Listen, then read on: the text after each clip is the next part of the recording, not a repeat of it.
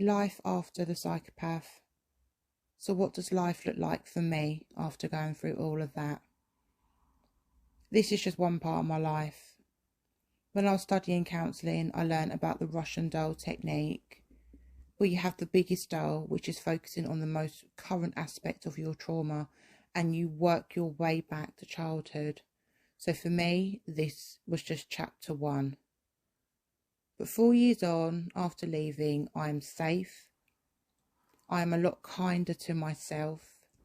Life is quiet and my house is a safe place, and that is how it should be.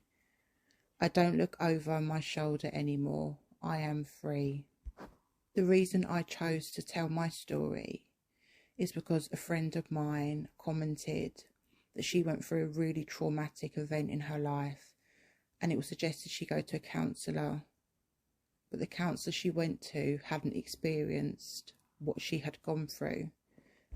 So I think it's really important for those of us who have been through traumatic experiences, we can speak out and help others, because we know how this feels, or we know how a certain experience in your life feels like. It may feel different to you compared to me, but I have empathy and I understand what you are going through. I'm not knocking all counsellors, but I truly believe it does help if you can talk to someone who understands. And how can you heal and get help from someone who does not know what it feels like to walk a day in your shoes? Something I did learn from releasing my first episode was that people look at you differently, and those who you thought would understand or get it are different with you. Those who didn't know you treat you differently. They look at you differently.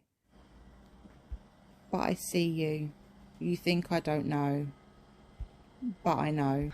You judged me, and that's okay, because I really don't need those people around me. They look at you as broken or a mess, and they're like, I'm not going there. And again, that's okay. I don't need weak, judgmental people in my life. I'm still here standing. Family members, friends, all of those who say, let's not talk about it, or I don't want to know, or the classic, look, it's too hard for me to listen to. Well, no, I'm sorry that what happened to me makes you feel uncomfortable, but that's a you problem. I'm not ashamed of my scars or my bruises. Why should I be? I did not do this to myself. Talk about your trauma. Talk about how you feel. This is all part of the healing process. And when nobody believes you, I have found that those who don't believe you usually know you're telling the truth. So keep speaking your truth. I found my dog to be a huge part of my healing process. And I know for some may not be able to have animals or pets, but for me, my dog is my best friend. And I also want to say thank you to my children who encouraged me to do this, but also did not want me to include them in this episode. And I had to respect that, because this was my story.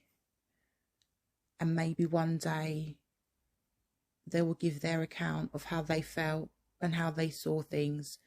But that is their story to tell. But without my children, I could not have done this.